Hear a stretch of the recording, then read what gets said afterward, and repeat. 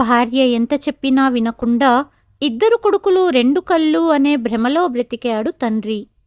దురదృష్టవశాత్తు యాక్సిడెంట్ అయ్యి హాస్పిటల్లో ఉన్నప్పుడు కొడుకుల నిజస్వరూపాలు తెలిసాయి ఆ తండ్రికి. వృద్ధాప్యంలో ఉన్న ప్రతి తల్లి తండ్రి వృద్ధాశ్రమాలకు వెళ్లాలని ఒప్పందం కుదుర్చుకోవాలా అనింది తల్లి. తండ్రి తమ పెళ్లి రోజున ఇద్దరు కొడుకులకు కోడళ్లకు ఇచ్చిన బహుమతితో నలుగురికి వణుకు పుట్టింది. కొడుకులే ప్రాణాలుగా బ్రతికిన ఆ తండ్రి చివరికి కొడుకులకి జీవితకాలపు శిక్ష విధించడానికి కారణం కథలో తెలుసుకుందాము. అందరికీ నమస్కారం. తెలుగు వాయిస్ ఛానల్కి స్వాగతం. ఈనాటి మన కథ వృద్ధాశ్రమ ఒప్పందం. సమయం ఉదయం 6 గంటలు.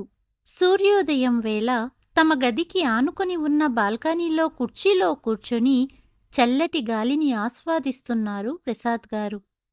ఏంటండి శ్రీవారు, తొందరగా నిద్రలేచినట్టున్నారు? మీరు నిద్ర మేల్కోవడం నేను చూశాను. టీ తీసుకోండి అంటూ భర్త చేతికి టీ అందిస్తూ చెప్పింది శైలజ. అవును శైలజ, వాతావరణం చాలా బాగుంది. కాస్త షాప్ పని కూడా ఉంది. షాప్కి వెళ్లేలోపే ముగించాలి. అందుకే త్వరగా నిద్రలేచాను అంటూ నిన్న వ్యాపారంలో జరిగిన విషయాలను భార్యకు వివరిస్తున్నారు ప్రసాద్ గారు. భార్యాభర్తలిద్దరూ మాట్లాడుతుండగా పెద్ద కొడుకు రమేష్ గదిలోకి వచ్చాడు. నాన్నా, బీరువా తాళాలివ్వండి, నాకు 15,000 రూపాయలు కావాలి అన్నాడు. అంత పెద్ద మొత్తం దేనికి రమేష్ అడిగారు ప్రసాద్ గారు. మీకు తెలుసు కదా నాన్నా, కారు రిపేరీకివ్వాలి. సరే అయితే అంటూ పక్కనే ఉన్న భార్యతో శైలజ, వాడికి తాళాలివ్వు, డబ్బు తీసుకుంటాడట అన్నారు. సరే అంటూ గదిలోకి వెళ్ళి అల్మారాలో నుంచి బీరువా తాళాలు తీసి పెద్ద కొడుకుకు ఇచ్చింది శైలజ. కావలసిన డబ్బు తీసుకుని ఇదిగో అమ్మా తాళాలు అంటూ రమేష్ తల్లికి తాళాలు అందించి గది నుండి వెళ్ళబోతుండగా అంతలోనే చిన్న కొడుకు దిలీప్ గదిలోకి వచ్చాడు. నాన్నగారు, పిల్లలకి స్కూల్ ఫీజులు కట్టాలి. 20,000 రూపాయలు కావాలి. నా జీతం ఇంకా రాలేదు నాన్నా. జీతం వస్తూనే మీ డబ్బు మీకిచ్చేస్తాను అన్నాడు దిలీప్. వెంటనే శైలజను చూశారు ప్రసాద్ గారు. శైలజ దిలీప్కి బీరువా తాళాలు ఇచ్చింది. దిలీప్ కూడా కావలసిన డబ్బు తీసుకుని గది నుండి వెళ్ళిపోయాడు. నిజం చెప్పాలంటే ప్రసాద్ గారికి తెలుసు, ఇద్దరు కొడుకులు ఆ డబ్బు సొంత ఖర్చులకు వాడుకుంటారని.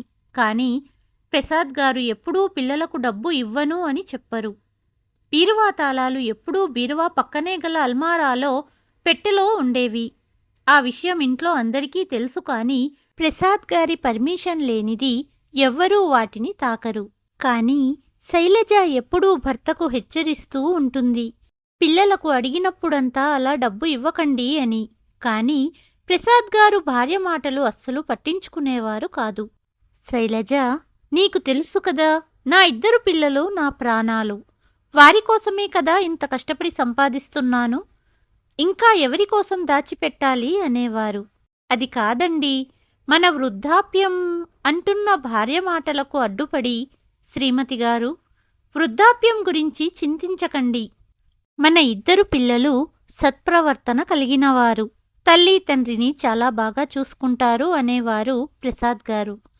భర్త మాటలకు ఎదురు చెప్పని శైలజ మౌనంగా భర్త చెప్పేది వినేది. కానీ ఈ రోజుల్లో మనకంటూ కొంత ఆస్తిని దాచిపెట్టుకోవాలి. కొడుకులు మన పెంపకమే కాని కోడళ్ళు పరాయి ఇంటి నుండి వచ్చారు కదా. నా కోడళ్ల గురించి నాకు బాగా తెలుసు అనుకుంటూ తన ఆలోచనల్లో మునిగిపోయింది. ప్రసాద్, శైలజ దంపతులకు ఇద్దరు కొడుకులు, రమేష్, దిలీప్. ఇద్దరికీ పెళ్లిళ్ళయ్యాయి. ఇద్దరికీ పెద్దగా చదువు అబ్బలేదు. చిన్న చిన్న ఉద్యోగాలు చేస్తున్నారు. ఉమ్మడిగా అందరూ కలిసి తల్లి తండ్రితో ఉంటున్నారు. వస్త్రాల వ్యాపారం చేస్తూ కుటుంబాన్నంతా తనే మోస్తున్నారు ప్రసాద్ గారు.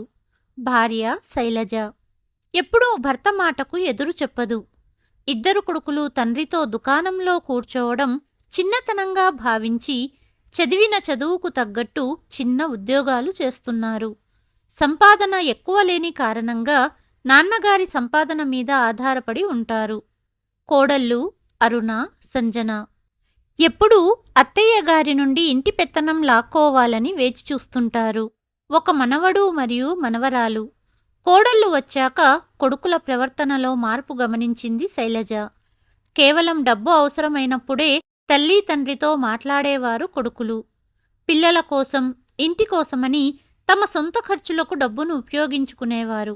కానీ కొడుకులని ప్రాణాలుగా భావించే ప్రసాద్ గారికి ఇవన్నీ పట్టేవి కావు. ఇంతలో ప్రసాద్ గారు చిటిక వేస్తూ, ఏంటండీ శ్రీమతి గారు, మీ ఆలోచనల్లో నుంచి బయటపడండి. నేను షాప్కెళ్ళాలి. ఇంకొక కప్పు టీ ఇస్తావా, లేదా నేనే వెళ్ళి తయారు చేసుకోనా అన్నారు ప్రసాద్ గారు. అరే, కాసేపు ఆగండి. శ్రీను వచ్చే టైం అయ్యింది. నేను శ్రీనుని పిలుస్తాను అనింది శైలజ. శ్రీను 18 సంవత్సరాల కుర్రవాడు. ఇంటి పనులు, అలాగే వంట పనిలో సహాయం చేయడానికి శైలజ గారు పనిలో పెట్టారు. అయినా శ్రీవారు, నిజం చెప్పండి, మీకు టీ తయారు చేయటం రాదు కదా? ఎందుకు బడాయిలు చెప్పుకుంటున్నారు అనింది శైలజ. నాతో ఛాలెంజ్ చేస్తున్నావా? నేను చాలా బాగా టీ పెట్టగలను అనుకుంటూ వంటగదిలోకి వెళ్లారు ప్రసాద్ గారు. అప్పుడే శ్రీను కూడా పనికి వచ్చాడు. మీరు వెళ్ళండి బాబుగారు, నేను చూసుకుంటాను అన్నాడు. లేదు శ్రీను, ఈరోజు నేనే టీ తయారు చేస్తాను. నువ్వు కూడా తాగాల్సిందే అన్నారు ప్రసాద్ గారు.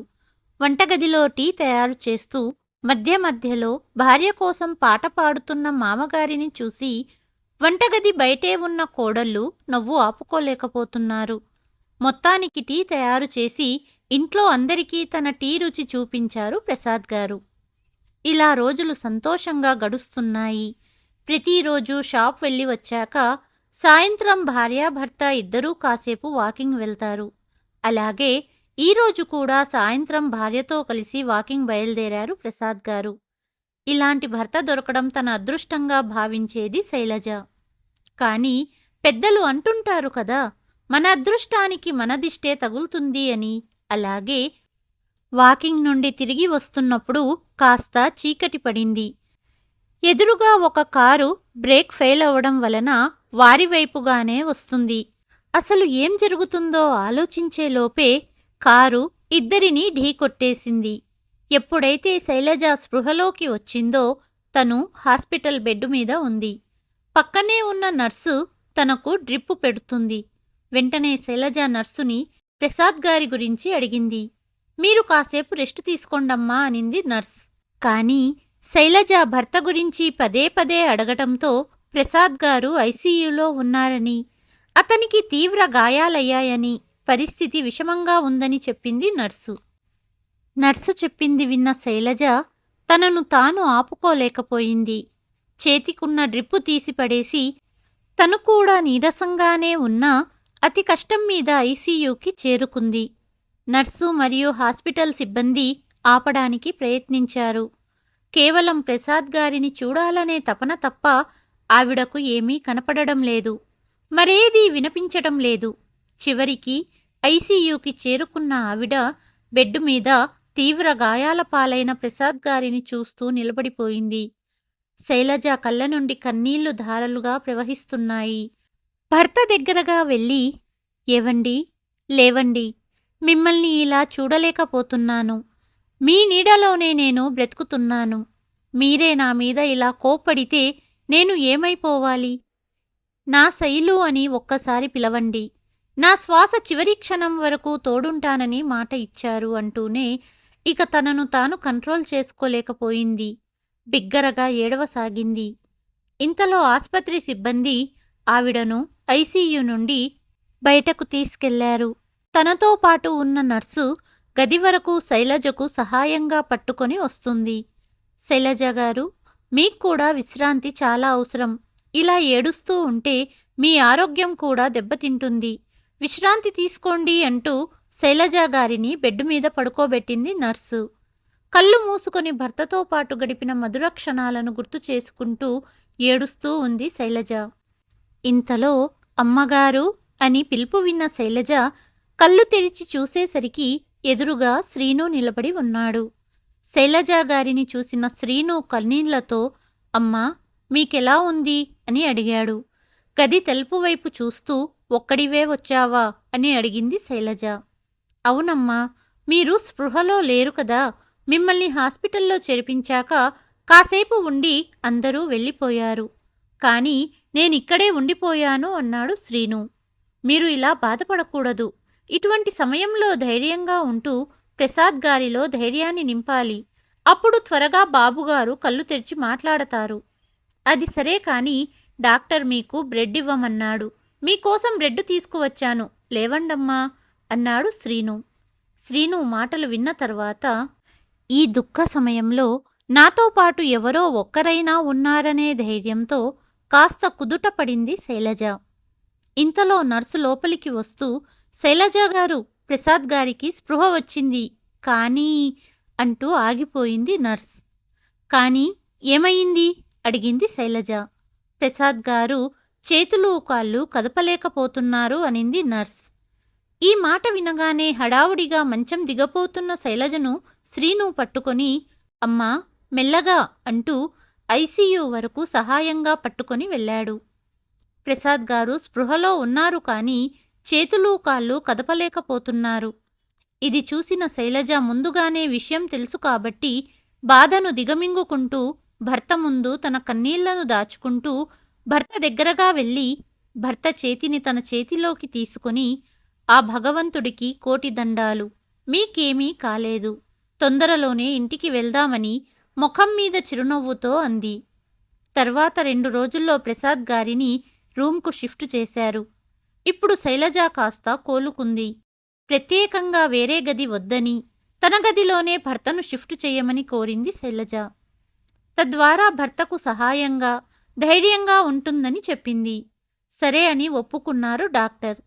ఆస్పత్రిలో ఉన్నన్ని రోజులు ప్రసాద్ దంపతులకు శ్రీను చాలా సేవ చేశాడు. ప్రసాద్ గారిని ప్రతిరోజు కాళ్లకు మసాజ్ చేయించడం, కాళ్లకు చేతులకు సంబంధించిన ఎక్సర్సైజ్ చేసేటప్పుడు హెల్ప్ చేయడం, ప్రసాద్ గారికి తినిపించడం, రోజూ బట్టలు మార్చడం, ఇలా చాలా సేవ చేశాడు. దాదాపు 15 రోజులయ్యింది. కొడుకులు అటువైపు కూడా రాలేదు. ఒకరోజు డాక్టర్ ప్రసాద్ గారిని చెక్ చేయడానికి వచ్చి, ప్రసాద్ గారు, చిన్నప్పటి నుండి వచ్చిన అవిటితనం కాదు, యాక్సిడెంట్ షాక్ వల్ల వచ్చింది. ఇలాగే క్రమం తప్పకుండా మీరు ఎక్సర్సైజ్ చేస్తే తప్పకుండా మళ్ళీ మీరు మునుపటిలా నడవగలరు, మీ పనులు మీరు చేసుకోగలరు. పక్కనే ఉన్న శైలజ గారితో, అమ్మా మీరిప్పుడు ఆరోగ్యంగా ఉన్నారు, బలమైన ఆహారం తీసుకోండి చాలు, మీరిద్దరినీ రేపు డిశ్చార్జ్ చేస్తాను అని డాక్టర్ వెళ్ళిపోయారు. మరుసటి రోజు డిశ్చార్జ్ అయ్యి ఇంటికి వచ్చారు. కానీ ప్రసాద్ గారు వీల్చైర్ మీద కూర్చొని ఉండవలసి వస్తుంది. ఎదురొచ్చిన కోడళ్ళు అత్తయ్యను మామయ్యను అస్సలు పలకరించలేదు. ఎవరి గదుల్లోకి వారు వెళ్ళిపోయారు. కొడుకులు ఆఫీసు వెళుతూ, ఏంటి నాన్నా అప్పుడే వచ్చేశారా అని అడిగారు. ప్రసాద్ దంపతులు ఒకరి ముఖాలు ఒకరు చూసుకున్నారు. అమ్మా బాబుగారిని గదిలో మంచంపై పడుకోబెడదాము అన్నాడు శ్రీను. సరే అని గదిలోకి వచ్చారు. కాసేపటికి మనవడు మనవరాలు తాతయ్య నానమ్మ గదిలోకి వచ్చి, నానమ్మా మీరు వచ్చారా అని ఆశ్చర్యంగా అడిగారు. అవునమ్మా, కానీ మీరిద్దరూ ఎందుకంత ఆశ్చర్యపోతున్నారు అడిగింది శైలజ. అది అమ్మా వాళ్ళు మీరిక ఇంటికి రారని చెప్పారు, అక్కడే ఉండిపోతారని లేదా ఏదైనా వృద్ధాశ్రమానికి వెళ్తారని చెప్పారు. పిల్లల నోటి నుండి ఈ మాట విని శైలజకు కన్నీళ్లు ఆగలేదు. ఆ సమయంలో ప్రసాద్ గారు నిద్రపోతున్నారు. రోజులు గడుస్తున్నాయి. కష్టమంటే తెలియకుండా పెంచిన ఆ తల్లి తండ్రి ఇప్పుడు కొడుకులకు భారమయ్యారు. ప్రసాద్ గారికి మందులు సమయానికి ఇవ్వటం, భోజనం ఇవ్వడం, కాసేపు నడిపించడం అన్నీ శ్రీను సహాయంతో శైలజ చూసుకునేది. ప్రసాద్ గారికి ప్రతిరోజు వేరుగా వండవలసి వచ్చేది. కొడుకు కోడలు అస్సలు పట్టించుకునేవారు కాదు. ఒకరోజు ఆరోగ్యం బాగాలేక పనికి రాలేకపోయాడు శ్రీను. చిన్న కోడలిని పిలిచి, అమ్మా సంజన, మీ మామగారి కోసం కాస్త ఉప్పు కారం తక్కువ వేసి పప్పు వండమ్మా, ఇవాళ శ్రీను రాలేదు, ఇంకా మీ మామగారిని కాసేపు నడిపించాలి అని అడిగింది శైలజ. వెంటనే సంజన, అత్తయ్య ఈరోజు నాకు కిట్టి పార్టీ ఉంది, నేను వెళ్ళాలి, మీరే వండేసుకోండి అని వెళ్ళిపోయింది. పెద్ద కోడలిని అడిగినా అదే సమాధానం వస్తుందని తెలిసి శైలజనే వండింది. సాయంత్రం ఆఫీసు నుండి వచ్చిన కొడుకులతో బాబూ, రమేష్, దిలీప్, నాన్నగారిని నడిపించడానికి సహాయం చేస్తారా? ఇవాళ శ్రీను రాలేదు అని కొడుకులని అడిగింది శైలజ. అమ్మా, ఇక నాన్న కాళ్ళు బాగవ్వవు. నీకైనా ఎందుకు శ్రమ? తీసుకెళ్ళి ఎక్కడైనా వృద్ధాశ్రమంలో వదిలేయక. మాకెందుకు ఈ తలనొప్పి? నువ్వు ప్రశాంతంగా తిని పడుకో. ఆయన బ్రతికున్నా పెద్ద లాభం లేదు. ఇక నాన్నగారి గురించి మర్చిపో అన్నాడు పెద్ద కొడుకు. అవునమ్మా, నాన్న మునుపటిలా ఆరోగ్యంగా అవ్వలేరు. ఎందుకు అతని మీద డబ్బులు ఖర్చు చేస్తున్నావు అన్నాడు చిన్న కొడుకు. కొడుకుల నోటి నుండి ఇటువంటి మాటలు విని, ఛీ, అసలు మీరు మనుషులేనా? ఇలాంటి కొడుకులనా నేను కన్నది? మీ చిన్న చిన్న అవసరాలకు నాన్నా నాన్నా అని వెంట తిరిగేవారు. అలాంటిది ఇప్పుడు నాన్న ఆరోగ్యంగా లేరు కాబట్టి మీ నాన్నను కూరలో కరివేపాకులాగా తీసిపడేస్తున్నారు. ఇద్దరు కొడుకులు తనకు రెండు కళ్ళు అనుకున్న ఆ తండ్రికి మీరిచ్చిన గౌరవం ఇదేనా అని గదిలోకి వెళ్ళింది. లోపల మంచంపై పడుకొని ఉన్న ప్రసాద్ గారు బయట జరిగిన విషయాలన్నీ వింటున్నారు. శైలజ గదిలోకి వచ్చేటప్పటికి ప్రసాద్ గారు కన్నీళ్లతో బాధపడడం చూసింది. నువ్వు ఎంత చెప్పినా వినలేదు. ఇద్దరు కొడుకులు నా రెండు కళ్ళు అనుకున్నాను. కష్ట సమయంలో వీరికి భారమయ్యాను అని భార్యతో తన దుఃఖాన్ని పంచుకున్నారు ప్రసాద్ గారు. మీరు ఈ విషయాలన్నీ ఆలోచించి మనసు కష్టపెట్టుకోకండి, మీ ఆరోగ్యం పాడవుతుంది అని భర్తను సంధాయించింది శైలజ. రోజులు గడుస్తున్నాయి. ఒక ఉదయం బీరువా తాళాల కోసం అల్మారాలో చూసింది శైలజ. తాళాలిక్కడ లేవేంటి, ఏమయ్యాయి అని వెతుకుతుండగా అప్పుడే గదిలోకి వచ్చిన శ్రీను, అమ్మా, ఉదయం మీ ఇద్దరు కోడళ్ళు గది నుండి బయటికి వెళ్లటం నేను చూశాను అన్నాడు. అయితే ఇది వారి పనే అయ్యి ఉంటుందని గ్రహించిన శైలజ వంటింట్లో ఉన్న కోడళ్ల దగ్గరగా వెళ్ళి, మీలో ఎవరన్నా బీరువా తాళాలు చూశారా అని అడిగింది. ఎప్పుడెప్పుడు అత్తయ్య వచ్చి అడుగుతుందా అని ఎదురు చూస్తున్న కోడళ్ళు, మరేం చేయమంటారత్తయ్య? మీరేమో మామయ్య వైద్యం కోసం డబ్బులు నీళ్లల్లా ఖర్చు చేస్తున్నారు. ఇలా మీరు ఖర్చు చేస్తూ ఉంటే బీరువా ఖాళీ అయిపోతుంది. అందుకే ఇప్పటి నుండి డబ్బు వ్యవహారాలన్నీ మేమే చూసుకుంటాము అన్నారు కోడళ్ళు. శైలజ ఏమీ మాట్లాడలేకపోయింది.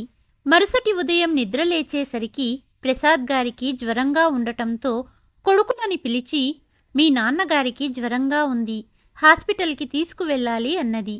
వెంటనే చిన్న కొడుకు, అమ్మా, అర్థం చేసుకో. ఇక బాగుపడరు అని తెలిసి కూడా నాన్నగారికి వైద్యం కోసం డబ్బంతా ఖర్చు చేస్తున్నావు అన్నాడు. నాన్న షాప్ కూడా తెరవట్లేదు, వ్యాపారం మానేసి ఇంట్లో కూర్చున్నారు. మాకొచ్చే జీతం ఇంటి ఖర్చులకే సరిపోవట్లేదు. పైపెచ్చు అస్తమాను నీ గోల అని పెద్ద కొడుకు అన్నాడు. ఇద్దరూ ఆఫీస్ వెళ్ళిపోయారు. అంతలో ఇదంతా చూసిన శ్రీను, అమ్మా, నేను ఆటో తీసుకొస్తాను, మనము హాస్పిటల్ వెళ్దాము అని ఆటో తీసుకువచ్చాడు. శ్రీను, నా వద్ద డబ్బు లేదు అన్నది శైలజ.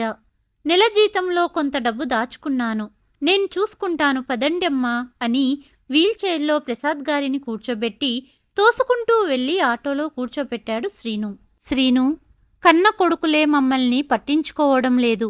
కష్ట సమయాల్లో మమ్మల్ని ఆదుకుంటున్నావు. నీ రుణం ఎలా తీర్చుకోను అన్నది శైలజ. అమ్మా, నా అంటూ ఎవ్వరూ లేకుండా పెరిగాను. ఒక ముసలావిడ నన్ను పెంచింది.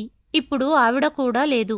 మీలోనే నేను అమ్మా నాన్నను చూసుకుంటున్నాను అంటూ కళ్ళు చెమ్మగిల్లాయి శ్రీనుకి. హాస్పిటల్లో ప్రసాద్ గారిని చెక్ చేసిన డాక్టర్ భయపడాల్సిన పని లేదు, మామూలు జ్వరమే అన్నాడు. కాలు చెయ్యి చలనంలో చాలా ఇంప్రూవ్మెంట్ ఉంది. ఇంకొన్ని రోజులు ఇలాగే ఎక్సర్సైజ్ చేయించండి, ప్రసాద్ గారు నడుస్తారు అన్నారు డాక్టర్. రోజులు గడుస్తున్నాయి. శ్రీను సహాయంతో ప్రసాద్ గారు మెల్లగా నడవడం ప్రారంభించారు. ఇక ఇప్పుడు ప్రసాద్ గారి ఆరోగ్యం కుదుటపడింది. శైలజ భర్తను చూసుకొని చాలా సంతోషపడింది. ఒకరోజు సాయంత్రం ఇద్దరు కొడుకులు కోడళ్లను హాల్లోకి పిలిచారు ప్రసాద్ గారు. ఏంటి నాన్నగారు, మీకెలాగూ పని పాటు లేదు, మమ్మల్ని ఎందుకు సతాయిస్తున్నారు అంటూ ఎదురుగా సోఫాలో తండ్రితో పాటు కూర్చున్న ఇద్దరినీ చూసి అక్కడ టేబుల్ మీదున్న అరేంజ్మెంట్స్ని చూసి ఆశ్చర్యపోయారు కొడుకులు కోడళ్ళు. బహుశా మీరు మర్చిపోయారనుకుంటా, ఈరోజు మా పెళ్లిరోజు. అందుకే ఈ ఏర్పాట్లన్నీ చేయించాను అన్నారు ప్రసాద్ గారు. భార్యతో కేక్ కట్ చేయించి ఒక గిఫ్ట్ ప్యాక్ ఇస్తూ, శైలు తీసుకో, నీకిష్టమైన నీలం రంగు పట్టుచీర. చూడడానికి పట్టుచీర ఖరీదైనదిగా ఉంది. ఈ ముసలాడి దగ్గర డబ్బులు ఎక్కడ్నుంచొచ్చాయి అనుకున్నారు ఇద్దరు కోడళ్ళు. సరే, మీ అందరి సర్ప్రైజ్ కూడా చెప్పేస్తాను అని తన పక్కనే నిలబడి ఉన్న ఇద్దరు వ్యక్తులను పరిచయం చేశారు ప్రసాద్ గారు. ఇతను అశోక్, నా స్నేహితుడు. వకీలు వృత్తిలో ఉన్నాడు. ఆస్తి వాటాలు వేయడానికి పిలిచాను. ఇంకొక వ్యక్తిని పరిచయం చేస్తూ, ఇతను కాశీనాథ శర్మ. శర్మగారికి ఈ ఇంటిని 2 కోట్లకు అమ్మేశాను. తండ్రి ఈ మాట అనడం ఆలస్యం. కొడుకులు కోడళ్ల నెత్తిమీద బండరాయి పడ్డట్టయింది. కాని నాన్నగారు, మీరు మాకు చెప్పకుండా ఇలా ఎలా చేయగలిగారు అన్నారు కొడుకులు.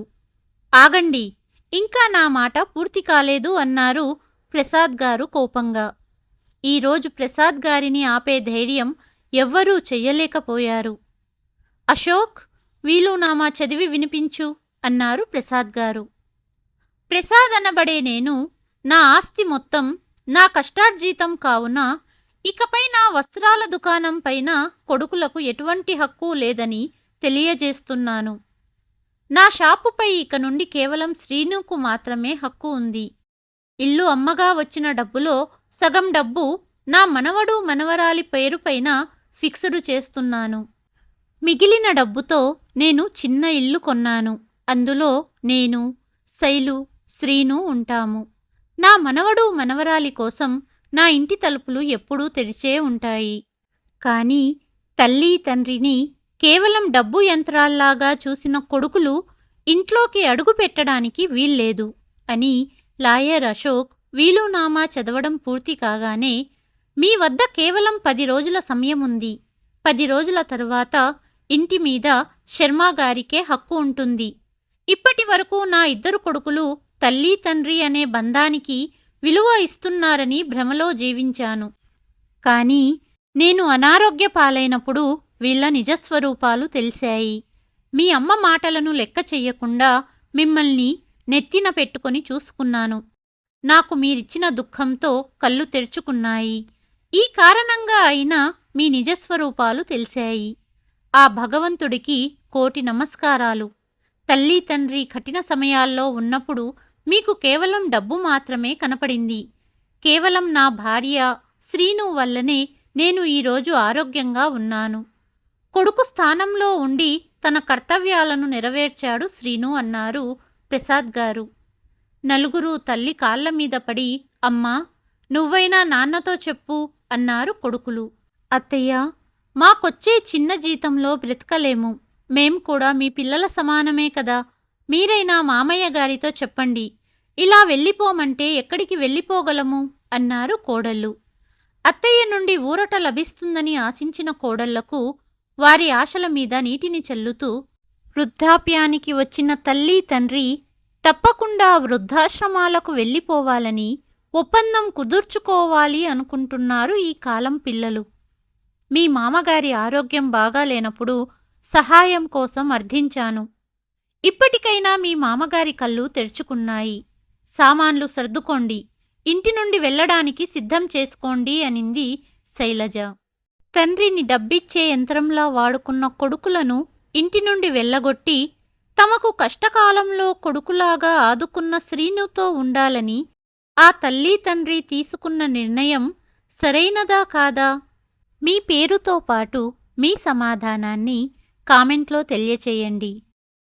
నిజ జీవితంలో జరిగిన కొన్ని సన్నివేశాల ఆధారంగా ఈ కథను రాయటం జరిగింది.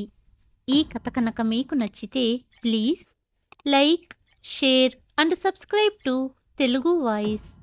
మరి ఒక కథతో మళ్ళీ మీ ముందుకు వస్తాను. అంతవరకు సెలవు.